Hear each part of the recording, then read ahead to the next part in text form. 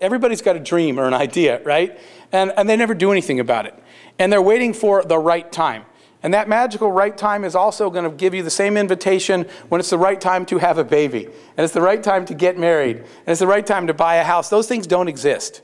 Okay? People spend their lives waiting for the right time, and it doesn't come. Nobody rings your doorbell and says, all the stars are aligned and waiting for you to launch your company. You just have to do it. Okay? It's never easy, and it's never the, quote, right time. But here's an interesting piece, especially now with so much of the older population of the workforce unemployed right now.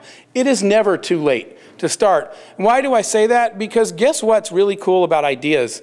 They don't care where they came from. Good ideas don't care how old you were. They don't care what color you are. They don't care what gender you are. They don't care what country you come from or what accent you speak with. A good idea is a good idea no matter where it came from.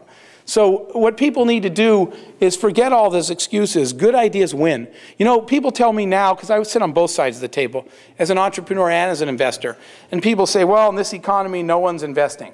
Well, is it harder to get money? Yes. But think about a couple of sort of facts. First of all, investors don't make any money if they don't invest in anything. Banks don't make money if they don't loan money. Okay, so in the end, somebody's got to do some investing. Two, good ideas always get funded. Even when times are tight, a brilliant idea always gets funded. So unless you coming along, like I said earlier, with an idea you only half believe in and you're telling the investor, this is sort of a crappy idea, but you should fund it, then you're right, you're not going to get funded. But if you have a place that you can deliver value in some food chain, and you've got a great idea, don't buy that. You can't get funding. You can get funding. Good ideas get funded. Okay? And it doesn't matter how old you are, how young you are, or anything like that. By the same token that a 17-year-old kid can start Skype, I've heard, you know, plenty of stories. I had a list, which I don't have with me, of recent products that you'd be amazed at the age of the person who started it. People in their 50s or 60s launch new ideas, new companies, and new products when people would have said, oh, you know, it's too late in their career. It's never too late for a good idea. It's never too early, it's never too late. Good ideas win. You know, we always had the kind of go big or go home philosophy. We tackled things from the beginning. Well, I'll tell you a quick funny story that I don't usually talk about. It's a marketing thing. But we believed at the beginning that, that Priceline was going to be something big. And we wanted to create that perception, so you guys might get a kick out of this. The early commercials that we had William Shatner doing, which, by the way, early on we didn't even have an ad agency. Those were homemade commercials in a rented studio with Shatner singing, etc. But we had a tagline. And we had Shatner at the end of the commercials. We thought we could have one of the biggest travel websites in the world. There was a handful of us, 5 or 6 people on a card table. But we're dreaming big. One day this is going to be recognized around the world as one of the big brands in travel. That started with a handful of people on a card table and folding chairs. No different than anybody in this room. Everybody starts somewhere. But it was interesting because at the tagline, at the end of the ads, if you were to go back and play our original ads, William Shatner says Priceline.com. Then he pauses and he says, this is going to be big. So now we cut to launch. I'm in a mall, and there's these people walking in front of us in the mall, and the lady is saying to her friend, I thought you didn't go to the wedding. You couldn't afford an $800 ticket. And she said, I got a ticket for $250. And the other lady said, how on earth did you do that? Well, I was talking. And I started yelling at all my friends, shut up, shut up, shut up. Everybody thought I was like having a seizure. So I'm trying to get everybody to stop talking because I'm eavesdropping rudely on the people in front of me. I wanted to hear the punchline. And what was so cool was this, we had just launched this brand new product, was the woman said, oh, I bought the ticket on Priceline.com. And the other one said, why did you pick Priceline.com? And she said, this was the payoff, she said, oh, I heard it was big. Well, how funny is that? It wasn't big. We told her it was big. We told everyone this is going to be big. So she said, I heard it was going to be big, so why not use the big one, right? Well, guess what? Everybody heard it was going to be big. So everybody started using it. So guess what? Later on, we changed the tagline to, William Shatner would say, Priceline.com, told you this would be big. So it was kind of a cool story. We dreamed big, we believed it, we pitched it that way, and it wound up being that way. If we didn't believe we were setting out to do something big, I don't think we ever would have got there. The next topic I want to talk about is, where do good ideas come from? So now I had launched. I said, you know what, I'm okay, I can be an entrepreneur. I just need to be hanging out with the right kind of people, right? Because I'll get the right kind of motivation. I'm going to tell you a little technique. And what I'm going to tell you right here is that I believe, this is our free tip for the day, I believe that that some people are, sometimes you meet entrepreneurs that have been successful more than once. What is it they're doing? What is the best practice? What are they doing different than everybody else? So I tried to study that and tried to figure it out, and I realized something. The reason that some people constantly innovate is because they look at the world in a way differently than everybody else. So I'm going to tell you the practice I've developed over a lot of years for how I look at the world. Most people spend, let's say that you are in dentistry.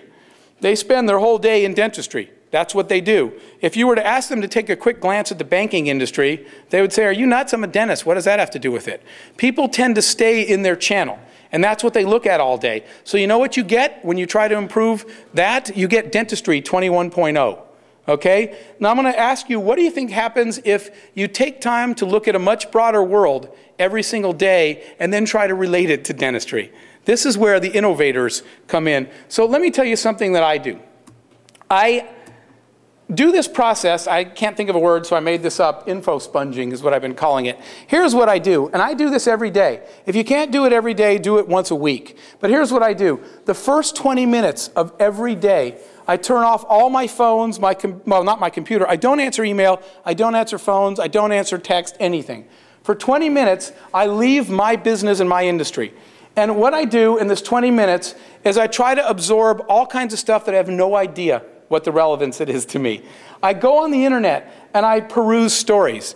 I read stories about world events. What do they have to do with dentistry? Nothing. I read stories about new technology, about consumer trends. I do look at competitors in my industry. I read press releases. I look at new government regulations that came out. I look at the world around me much broader than the field that I'm in. And you know what I do while I'm doing that? I write down random data points.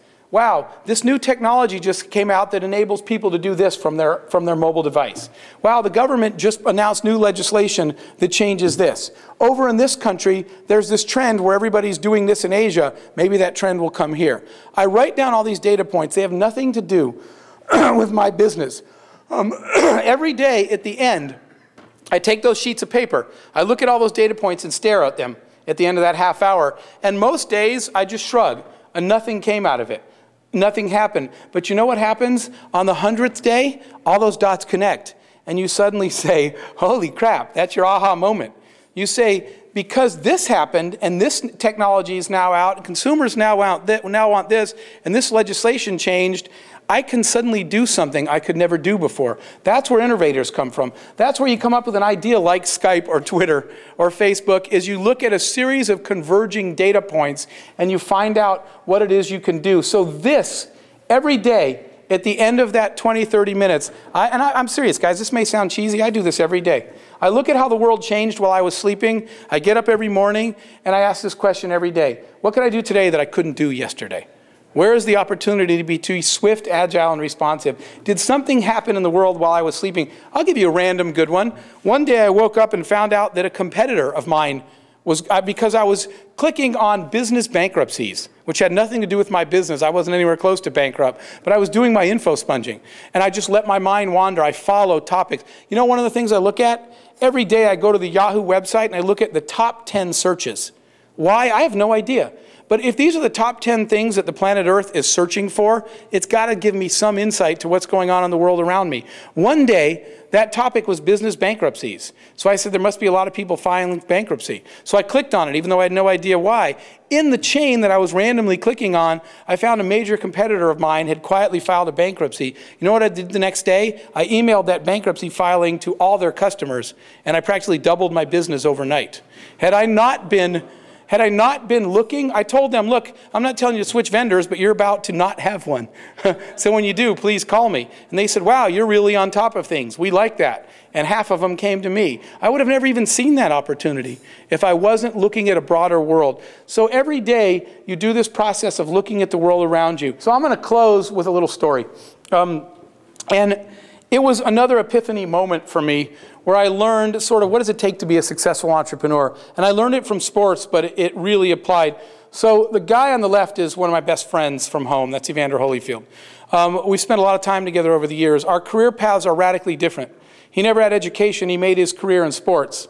Obviously, I went through education and business, but a lot of our core values are the same.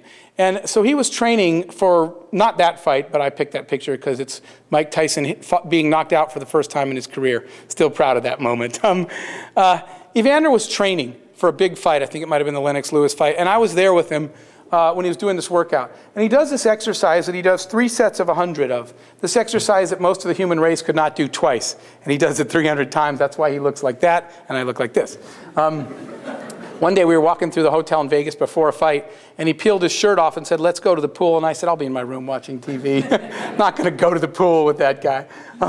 So he's doing this exercise, and we're at the end, and I'm counting. And I said, 299, 300. And Evander said, Jeff, was that 299 or 300? I said, Evander, it was 300. And without taking his eyes off me, he kind of went back with this huge weight, all the sweat and those muscles rippling. And he said, I think it was 299. And he did one more. And I made this mistake. I rolled my eyes. I was like, all right, whatever, 299, 300. And then he said, look at me. And I remember thinking, it's been a good life. I didn't think it was going to end here, but I made the fatal mistake. And I said, okay. And I looked at him. And he gave me this stare, and he told me something I never forgot because it applied to everything I've ever done in life. He said, Jeff, the difference between 299 and 300 is the difference between heavyweight champion of the world and every other boxer. And he got up and walked away, and I sat there with goosebumps because I realized that was my mantra for the rest of my life. You will not succeed unless you give it everything you have. I realized that every day that I'm tired and it's late at night, and I've already done 299, and that's almost 300, that's good enough. There is some guy in the gym next door doing 300. There is somebody in a business competing with you that did 300. And tomorrow, 299 was good enough Thursday, so 298 is going to work today. That's almost 299. I realized that the key to success in anything you do in life was set hard goals and don't stop until you get there. And I never forgot his lesson. I remember looking at him and thinking that's the reason that man made $250 million in the ring and became the heavyweight champion of the world, because he took a discipline to his work and his commitment that he never wavered from.